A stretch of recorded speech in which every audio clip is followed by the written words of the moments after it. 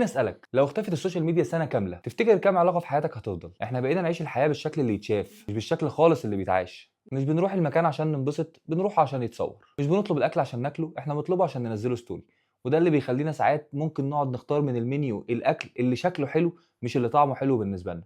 ومن هنا يظهر طبعا اخواتنا الفود بلوجرز. احنا بقينا نوثق اللحظه اكتر يمكن ما بنعيشها. في دراسه من جامعه هارفارد اكتشفوا لما حد يتكلم عن نفسه او ينشر حاجه عن حياته والناس بتتفاعل معاه، المخ بيفرز دوبامين نفس ماده المكافاه بالظبط، ونفس الماده اللي احنا بنلاقيها في حاجات تانية زي العاده السريه زي المخدرات.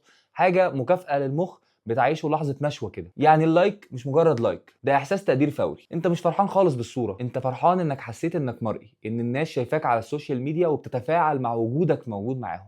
تخيل كده معايا بوست انت نزلته ومحدش عمل له لايك، هتحسه عادي ولا اكن حد في الحقيقه تجاهلك؟ في عالم نفس اسمه ايرفين جوفمان قال ان الانسان طول الوقت عامل زي ممثل على المسرح، بس المسرح ده هو المجتمع اللي احنا عايشين فيه. يعني وانت قدام مديرك بتعمل نفسك الموظف المثالي، قدام صحابك الجدع احمد السقا يا معلم. هو انت ايه يا اخي؟